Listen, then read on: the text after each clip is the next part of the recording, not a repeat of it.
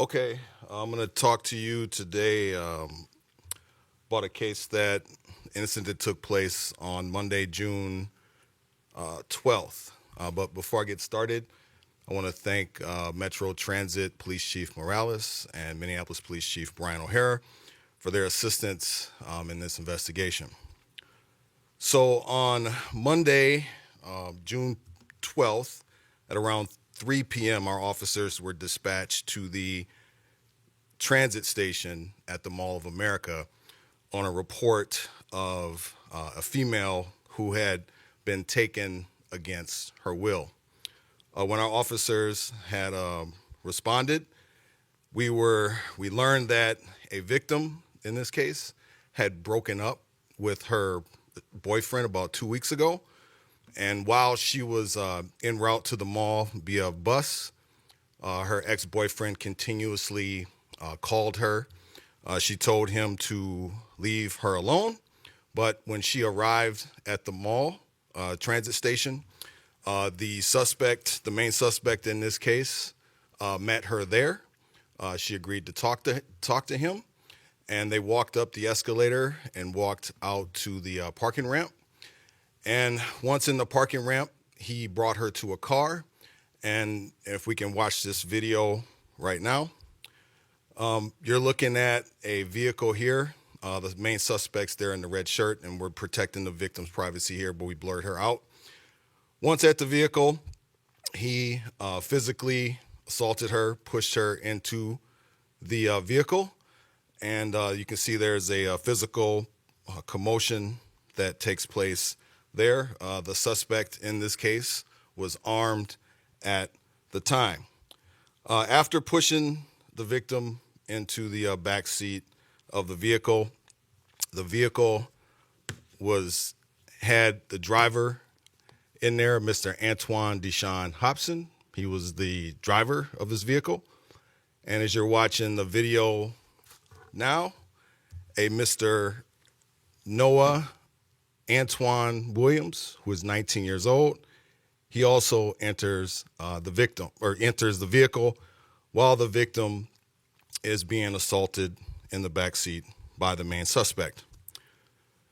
The vehicle exits the Mall of America parking ramp. The suspects in this case, they weren't walking around the mall. They just went from the parking ramp down the transit station, got the victim, and went to the car. After we got this, we immediately started looking for the victim. Obviously, you come to the mall, these cameras are very extensive. We were able to figure out who the suspect is, and while we were doing that, around 5 o'clock that day, the victim had called one of her friends and said that she had been dropped off by the suspect in Minneapolis. Our officers responded to the location in Minneapolis. The victim, we observed, had physical injuries. She had reported that she was pistol whipped by the suspect and that he had threatened her with a firearm. The victim was transported to the hospital by ambulance and treated for her injuries. Our detectives immediately began to look for this suspect. So the following day, on June 13th, the suspect vehicle was located in Minneapolis by transit police officers. Our follow-up investigation with Metro Transit Minneapolis, we ended up locating the suspects. The first suspect that we ended up arresting on a traffic stop was Mr. Noah Antoine Williams. He was in the vehicle when this kidnapping took place, so we were able to get him on a traffic stop. We were able to locate the main suspect in this case, along with Antoine Deshaun Hobson, who's 23 years old. We located Mr. Hopkins Hobson with the main suspect in this case, and when we located them, they decided to run on foot. And in the process of running, the main suspect in this case attempted to carjack a vehicle. We were able to get him into custody, and our SIU detective, and I'm using for the older folks today, Steve McGarrett from Hawaii 5 was able to tell our other officers, book them, Dano, and we booked them. The main suspect in this case is Trayvon DePriest Johnson, 23 years old. Mr. Johnson here, we brought back to the Bloomington Police Department jail along with these folks, and they remained in our custody until this morning. Some of you may know Mr. Johnson. He is the main suspect in a second-degree murder attempt on the transit station, the Lake Street Transit Station. This occurred on May 6th. This incident is where he alleged to have fired 6 to 10 rounds at a person, and then he moved closer to fire another 2 or 3 rounds. He has also had warrants for a drive-by shooting and second-degree riot. You cannot commit these crimes in Bloomington and expect to enjoy the benefits of a free society. So we locked Mr. Trayvon Johnson up, and he is going to be charged in this case with kidnapping, or we're submitting charges for kidnapping, second-degree assault, domestic assault by strangulation, threats of violence, and felon in possession of a firearm. Mr. Johnson is a significant risk to public safety. He, again, May 6th, the main suspect in a second-degree attempted murder case on the Metro Transit Lake Street station. He has been out. It's been about 6 weeks since that took place, and now he decides to come to our city and kidnap a woman, and obviously you can't do that. So we locked him up. In the process of locking him up, we were able to recover 2 handguns here. So that's why he's being charged with felon in possession of firearms. Obviously, he's a felon, so he can't have these guns. So we ended up locking him up for that. This case, to me, is another tragedy. I mean, obviously, the victims involved in this, they're going to be traumatized for this for a while. And my hope is that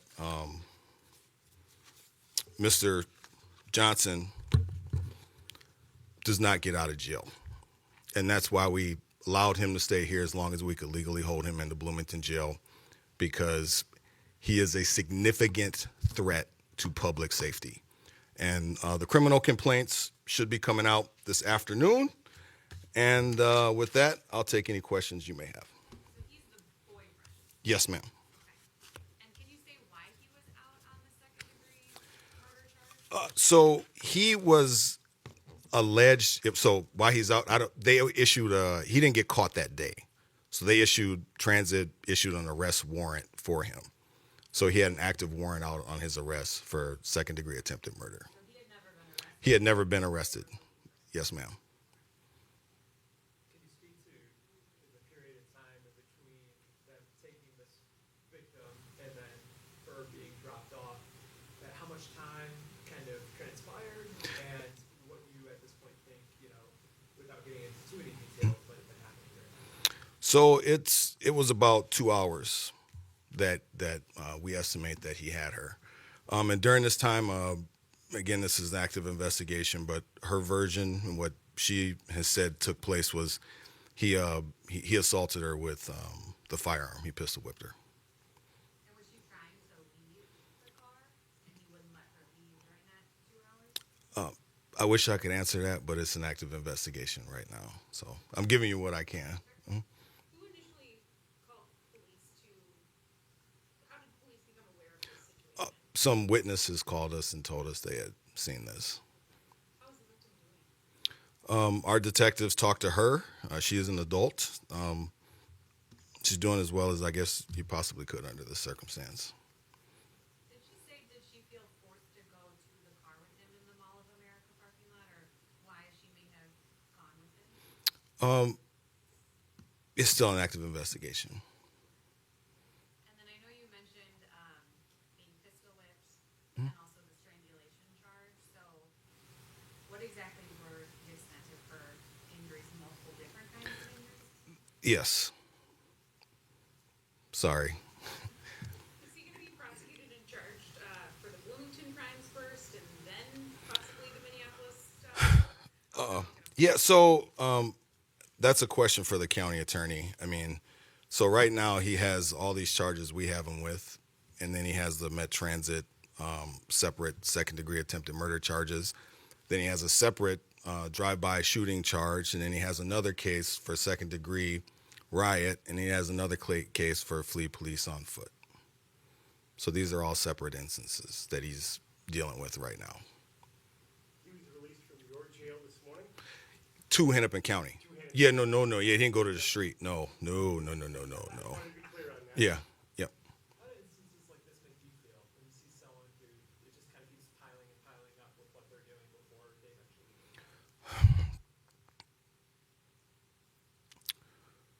In law enforcement, we're in the executive branch of government, and our job is to enforce the laws. And it can be frustrating for our officers too.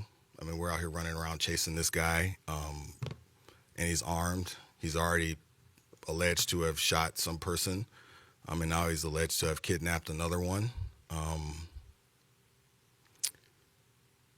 It's tough.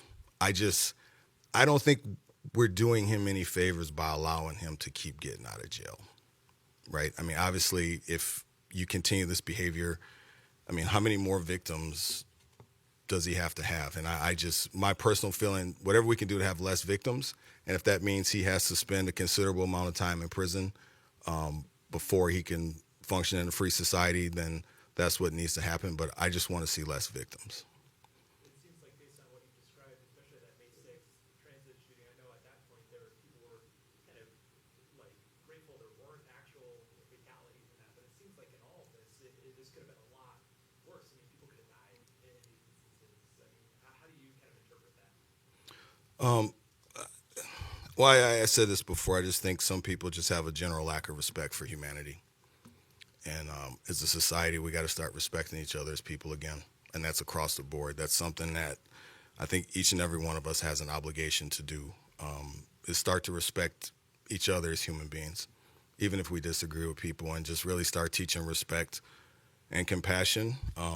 But when you keep letting, like Mr. Johnson out, it sends a message that that type of behavior is acceptable. And unfortunately for him and the victims in this case, his actions have impacted a lot of people. And I just hope we don't have any more people impacted by him with his behavior. Speaking of victims, I know you had mentioned the carjacking side of this situation as he tried to run away.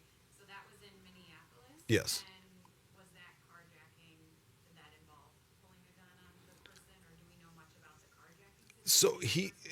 Yeah, that person's okay. Yep. So the arrest, our detectives arrested him along with Minneapolis PD in the city of Minneapolis. So my understanding is the carjacking victim is okay. And when and where did that arrest? Ooh, I have to get that back to you. And remind me of how old Lake and Hiawatha. Okay. And when did that? On the 13th, around I think 2 p.m., 3:30. Yep. Last point of clarification, the other two individuals that were involved, were they already inside the vehicle when he informed that victim was inside the vehicle, or did they go in later?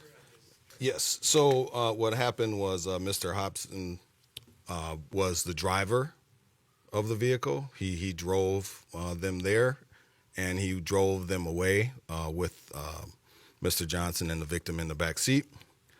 And Mr. Williams Patton, and you can see in the video, he walks to the vehicle, looks in the back seat, and then he gets into the front seat of the car. Do you think at this point it's safe to say this is their intention to get her in the car and leave, or it's too early to say? Yeah, it's too early to say. Do you think there's a chance too the situation could have turned out worse for her if she hadn't been able to make the phone call? Absolutely. Yeah, she's fortunate. And what charges did the two accomplices? Aiding an offender is what they're both going to be charged with, because it was a commission of a felony, and as you can see in the video, there's obviously an assault taking place in the back of the car, and they're there.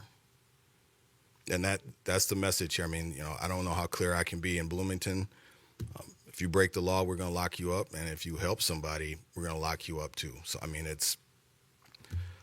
I don't know what else I can say about that. Chief, last question for you. What resources are there for maybe people who are in a domestic incident if they feel like they're being threatened? It seems like there was a fair amount of coercion that took place even before she met up with him. What resources are out there for people who are victims in this sense to reach out to ahead of something, maybe reaching this point? Yeah, there's. I could list them all, but we'll get you a list. I mean, so like our department personally, we have embedded social workers that help people connect to resources should they want to do that. But the state of Minnesota has a plethora of resources available to people should they choose to seek them out. And then one last question from me with the handguns. Do you have any more information on those? Were they illegally obtained? Did they have any extra things attached to them that made them more dangerous, or anything else you can share about the guns? I don't know. I don't have that information right now. I know one of them had just from looking at the pictures here, one of them had a aim point, like laser type sight on it, but they don't appear to have like a switch on it, but that's just looking at pictures. So I didn't actually handle the guns myself, and I don't remember if they were stolen or not. All right, thanks, y'all.